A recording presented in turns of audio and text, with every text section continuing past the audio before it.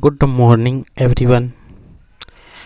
आज हम लोग क्लास 9th का मैथ पढ़ेंगे 5.1 यूक्लिड की ज्यामिति परिचय। ठीक है, इस चैप्टर को हम लोग अच्छे से समझने के लिए कुछ बेसिक चीज़ें जान लेंगे। उसके बाद हम लोग चैप्टर को शुरू करेंगे और जब लास्ट हो जाएगा तो इस चैप्टर से जुड़ी हुई कोई भी क्वेश्चन आपसे सॉल्व होगा। उसके लिए आपको लास्ट तक बना रहना है। ठीक है, तभी जाके क्या होगा कि कोई भी क्वेश्चन आपसे सॉल्व होगा। समझ रहे हो? कोई भी क्वेश्चन, चाहे आप कोई भी जो भी पेपर आता है एग्ज़ाम का, वो सारे उठा के देख लेना, सारा क्वेश्चन आएगा ही आएगा यहीं से। तो चलो स्टार्ट करें। यूक्लिड की ज्यामिति परिचय। कुछ पहले चीज़ जान ले। रेखा।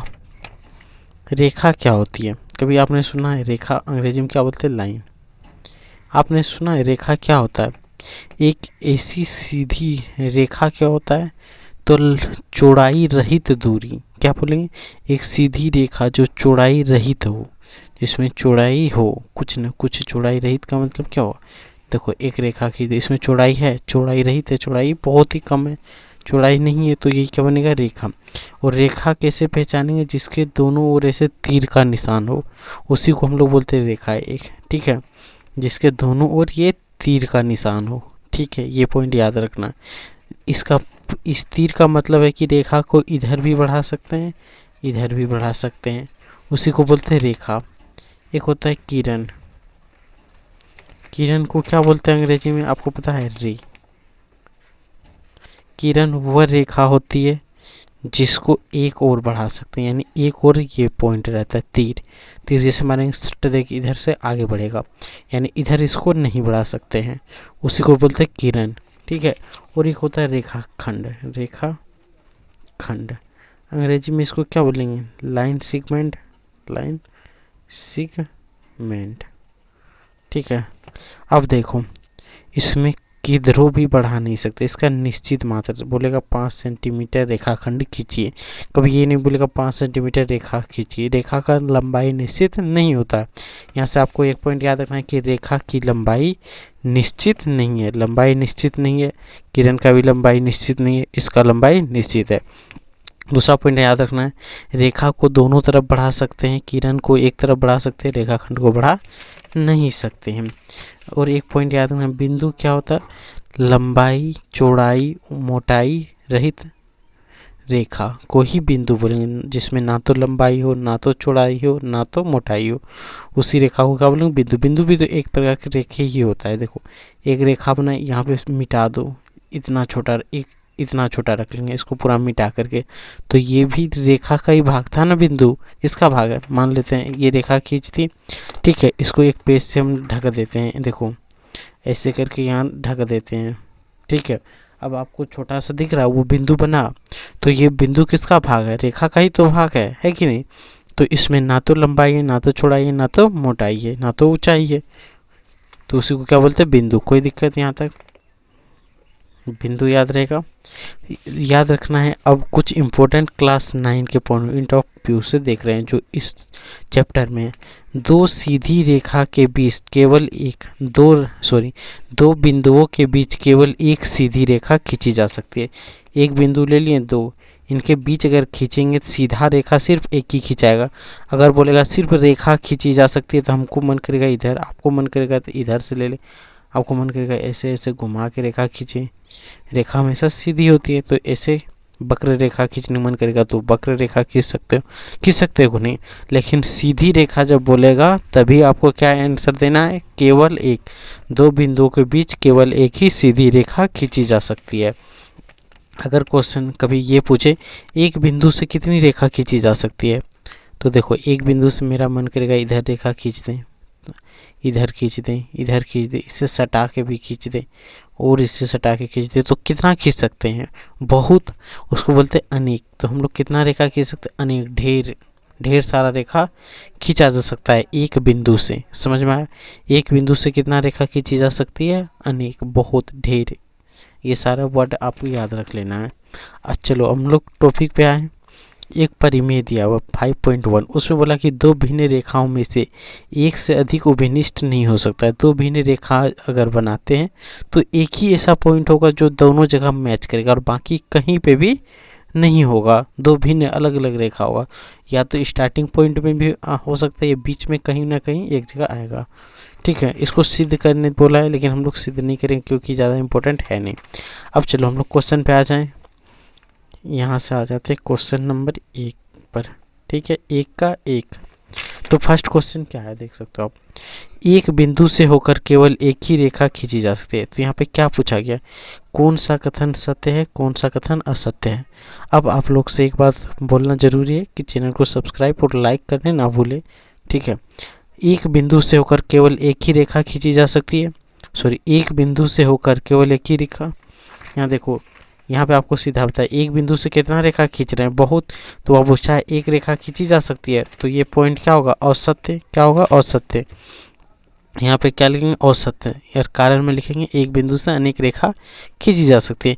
दो भिन्न बिंदु, भिन्न मतलब दो अलग अलग बिंदुओं से होकर जाने वाली असंख्य रेखा है।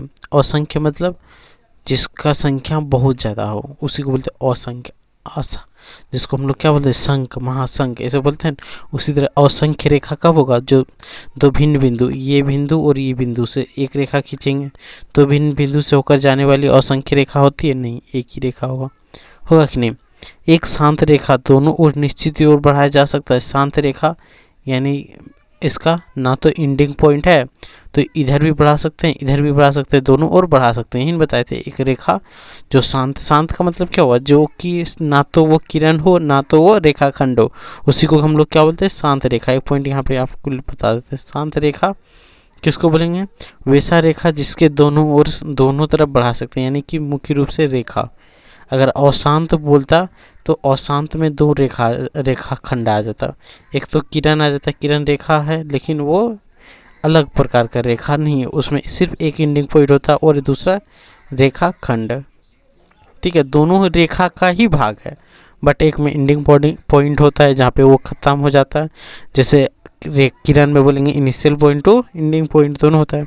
अब देखो, यदि वृत्त बराबर है तो उनकी त्रिज्याएं बराबर होगी। इसमें कुछ पूछने वाली बात है। देखो, वृत्त गोल गोल होता है कि नहीं। अब बोलेंगे फुटबॉल वृत्त है, नहीं, ये प्लेट वृत्त है। प्लेट क्या होता है, वृत्त।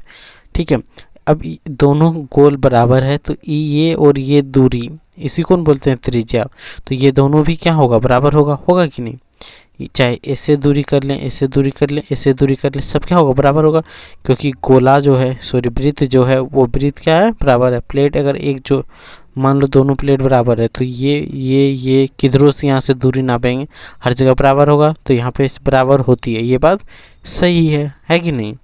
तो आपको सही लिख देना। क्वेश्चन नंबर 5 आप देखो, आकृति 5.9 में ए बी बराबर पी क्यू बराबर एक्स वाई, ए बी बराबर, तो ए बी बराबर एक्स वाई होगा। देखो आकृति देखे हम बता सकते हैं, ए बी बराबर पी क्यू है पी क्यू बराबर एक्स वाई है। इसका मतलब क्या होगा, ए बी बराबर भी एक्स वाई होगा कि नहीं। तो यही तो दिया है, तो ये भी क्या होगा, सत्य। तो ये सत्य हो गया, ये सत्य हो गया, ये अनिश्चित रूप से पढ़ाए जा सकते हैं। हाँ, ये भी सत्य हो गया, ये असत्य और ये असत्य। कोई दिक्कत, ये इस क्वेश्चन को आप कॉपी में नोट कर लें। पहला असत्य असत्य, सत्य सत्य सत्य। ठीक है, अब बढ़े क्वेश्चन नंबर नेक्स्ट पे। देखो यहीं पे ये बोला था 5.9 आकृति देखना है, ये 3 आकृति है। अब देखो, निम्नलिखित पदों में से प्रत्येक की परिभाषा दीजिए। इसको वहाँ पे क्यों नहीं बताएं, क्योंकि यहाँ पे इसका परिभाषा पूछा है। क्या इनके लिए कुछ ऐसे पद हैं जिन्हें परिभाषित करना आवश्यक है, और वे क्या है। तो इसे हमें परिभाषित करना है, यानी कि इसको इसका डिफिनेशन देना है। तो देखो, सबसे आसान डिफिनेशन देंगे जो कि एक बार में आपको याद हो जाए। सबसे पहला है समांतर रेखा। समांतर रेखा अंग्रेजी में क्या बोलते हैं इसको, पैरेलल लाइन। पैरेलल, इसको अंग्रेजी छोड़ देते हैं, स्पेलिंग गलत हो जाएगा। समांतर रेखा को क्या बोलते हैं, पैरेलल लाइन। क्या बोलते हैं, पैरेलल लाइन। ठीक है, पैरेलल का स्पेलिंग आपको अगर पता है कमेंट में ज़रूर बताना। पैरेलल लाइन बोलते हैं समांतर रेखा।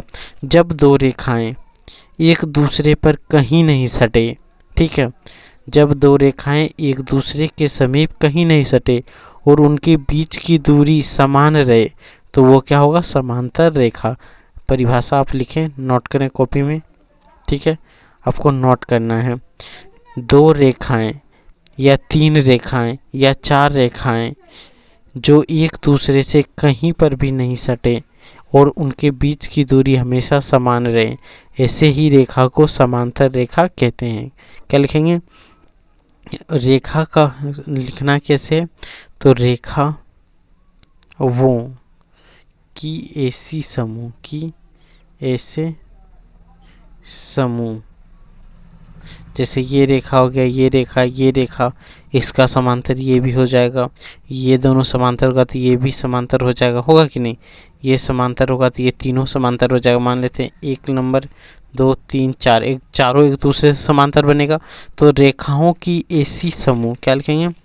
ऐसा या ऐसे समूह जो एक दूसरे से ना सटे, दूसरे से ना सटे तथा बीच की दूरी बराबर हो, बीच की दूरी बराबर हो, ठीक है। राइटिंग देख लो, समझ में आ जाना चाहिए, या तो बोल दिए वहाँ से भी आप लिख सकते हो। तो यही हो गया समांतर रेखा का लाइन। दूसरा आ गया लंब रेखा, अंग्रेजी बोल देते हैं, अगर किसी को लिखने का मन है तो लिख सकते हो रेखाएं, यानी परपेंडिकुलर लाइन। इसको अंग्रेजी में क्या बोलते हैं? Perpendicular line. स्पेलिंग मेरा बहुत गलत होता है तो ध्यान में रखना, हिंदी में कोई नहीं गलत होगा, इंग्लिश में भी नहीं होता है, बट बोल देते हैं। लंब रेखा किसको बोलते हैं? वैसी रेखाएं जो एक दूसरे को 90 डिग्री पर काटे, उसी को क्या बोलते हैं? लंब रेखा, ठीक है। जब 2 रेखाएं एक दूसरे को 90 डिग्री पर काटता है तो उसे क्या बोलते हैं? लंब रेखा। जैसे मान लेते हैं PQ रेखा और ये हो गया RS रेखा, ठीक है, ठीक है। PQ रेखा और RS रेखा को 90 डिग्री पर कट कर रहा है, तो ये रेखाएं क्या होगी? ये रेखा जो होगा इसी को बोलते हैं लंब रेखा। क्या बोलते हैं? लंब रेखा। समझ में आए? अब हम लोग डिफिनेशन इसका कैसे लिखेंगे?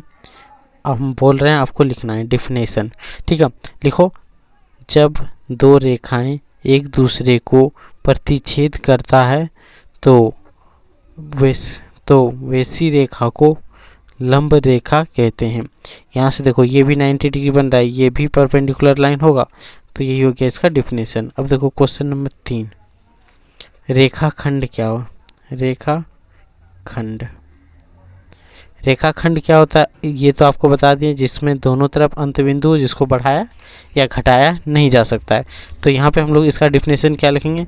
वैसी रेखा जिसको ना तो बढ़ाया जा सके और ना तो घटाया जा सके, उसे रेखाखंड कहते हैं। फिर एक बार बोल रहे हैं, ध्यान से सुनना है। वैसी रेखा जिसे ना तो बढ़ाया जा सके ना तो घटाया जा सके, उसे रेखाखंड कहते हैं। ये लिख लोगे आप। चलो क्वेश्चन नंबर 4 करते हैं। वृत्त की त्रिज्या,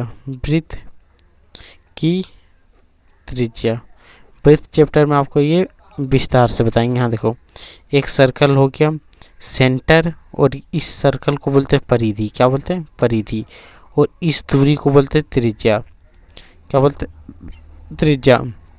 तो इसका डिफिनेशन लिखो, वृत्त की परिधि लिखना है आपको। वृत्त की परिधि एवं वृत्त की परिधि एवं केंद्र के बीच की दूरी को त्रिज्या कहते हैं। वृत्त की परिधि एवं केंद्र के बीच की दूरी, ये बीच की दूरी, ये वृत्त की परिधि है और ये केंद्र है, इसके बीच में जो दूरी है, इसी दूरी को क्या बोलते हैं? त्रिज्या कहते हैं। तो यही लिखना है कि वृत्त की परिधि एवं केंद्र के बीच की दूरी को त्रिज्या कहते हैं। हो गया। अब भी नंबर है एक वर्ग का फोटो कैसे बनता है? जिसकी चारों भुजाएं बराबर हो और चारों कोण समकोण हो। क्या हो? समकोण। तो लिखो, वर्ग की परिभाषा आपको लिखना है, नोट करें। वैसा चतुर्भुज जिसकी सभी भुजाएं बराबर हो तथा सभी कोण 90 डिग्री हो, उसे वर्ग कहते हैं। ठीक है। वर्ग के विकर्ण एक दूसरे को समकोण पर काटती है। ये पॉइंट नहीं लिखना है तो नहीं लिखें, लेकिन 2 पॉइंट वो बताएं उसे आपको लिखना है। एक तो सभी भुजाएं बराबर और सभी कोण 90 डिग्री होगा। ठीक है, अब लास्ट कुछ है नहीं है। अब यहाँ तक हम लोग का क्वेश्चन खत्म हो जाता है। अब क्वेश्चन नंबर 3 पे आते हैं। 3 को बजा देना है बीन, इसके लिए आप हो जाओ तैयार। नीचे दी हुई दो अभिधारणाओं पर विचार कीजिए। दो भिन्न बिंदु ए बी, दो भिन्न बिंदु, एक बिंदु ले लिए, एक बिंदु यहाँ ले लेते हैं। दो बिंदु हो क्या, ए और बी, नाम बोला है। दिए रहने पर एक तीसरी बिंदु सी ऐसे विद्यमान है जो ए और बी के बीच स्थित है। इन दोनों के बीच एक बिंदु ले लेना है जो सी बीच में स्थित हो। या कम से कम ऐसे 3 बिंदु विद्यमान है कि वह एक रेखा पर स्थित है। तीनों बिंदु क्या एक रेखा पर स्थित है क्या? इन अभिधारणा में कोई अपरिभाषित शब्द है क्या? ये अभिधारणा अविरोधी है क्या? ये यूक्लिड की अभिधारणा से प्राप्त है? स्पष्ट करें। तो देखो इसमें क्या बोला गया है कि दो बिंदुओं के बीच में एक बिंदु लेना है सी, ऐसे विद्यमान हो कि बी और सी के ए और बी के बीच में हो, बीच में है यानी कि एक रेखा में केवल एक ही मध्य बिंदु हो सकता है, दो को मध्य बिंदु नहीं होगा। इसीलिए इसमें कोई भी अविरोधी है क्या? ये अभिधारणा अविरोधी है? अविरोधी, इसका विरोध हो सकता है? नहीं, तो लिखेंगे नहीं, अविरोधी है ही नहीं, इसका अविरोधी है। हाँ क्या लिखें? हाँ विरोधी मतलब जिसका हम लोग अगेंस्ट खड़ा होते हैं, और विरोधी जिसका हम लोग अगेंस्ट खड़ा ही नहीं थे, साथ होते हैं। तो वही शब्द ये तो सही है, तो हम इसके साथ हैं। ठीक है, हम आपके साथ हैं। आपको एग्ज़ाम पास कराना है तो आप जुड़ जाना है। ठीक है, यहाँ से कोई दिक्कत? क्वेश्चन नंबर 4 देखो यहाँ पे, हाँ क्योंकि विरोधी है ही नहीं। अब देखो 4 नंबर क्वेश्चन को समझना है, और क्वेश्चन नंबर 4, 5, 6 जो कि इम्पोर्टेंट क्वेश्चन है, ये अगर आपको समझ में आ रहा है तो वेल एंड गुड, नहीं आ रहा है फिर भी गुड, आएगा ही आएगा। यदि दो बिंदु ए और बी के बीच स्थित सी ऐसी स्थिति है कि ए सी बराबर बी सी है, तो सिद्ध कीजिए कि ए सी बराबर हाफ ए बी। तो चलो क्वेश्चन के अनुसार हम लोग एक डायग्राम बनाएंगे कि ए बी के बीच में एक बिंदु सी है। तो यहाँ लिखेंगे दिया है, क्या दिया है कि ए सी बराबर बी सी। हम लोग को सिद्ध करना है, या सिद्ध ही लिख लेते हैं। सिद्ध क्या करना है कि A C is equal to 1/2 A B. चलो यहाँ से हल लिखें, हल करते हैं। हमें दिया क्या है, ए सी बराबर बी सी, दोनों बराबर है। ठीक है, दोनों क्या है, बराबर है। हम यहाँ लिख सकते हैं दोनों बराबर है, तो यहाँ लिख सकते हैं ए सी प्लस बी सी बराबर ए बी। होगा कि नहीं? ए सी और बी सी को जोड़ेंगे तो ए बी पूरा है, ये और ये दोनों रेखा जोड़ देंगे तो ये पूरा रेखा बनेगा। अब देखो ये दोनों बराबर है, तो यहाँ पे ए सी प्लस ए सी लिख सकते हैं बराबर A B. A C plus ए सी क्यों लिखे? क्योंकि दोनों ए सी बराबर बी सी है, तो हम लोग बी सी की जगह ए सी लिख दें। यहाँ से क्या हो जाएगा, 2AC बराबर ए बी। अब दो गुना है तो इधर आके क्या होगा, भाग होगा कि नहीं? तो इधर भाग दे देते हैं ए बी बटे 2। तो यहाँ से क्या हो गया, ए सी बराबर, यहाँ से क्या होगा, कुछ नहीं तो एक कॉमन ले ले, ए बटे बी। यही तो हमें सिद्ध करना था कि नहीं? तो ये यहाँ से बन गया। फटाक से एक बार स्क्रीनशॉट लेके इसको रख लो, और जितना डिफिनेशन बोले उसको कॉपी में नोट करना है। ठीक है, अब बढ़ते हैं क्वेश्चन नंबर नेक्स्ट पे। अब देखो क्वेश्चन नंबर 5 बाकी था।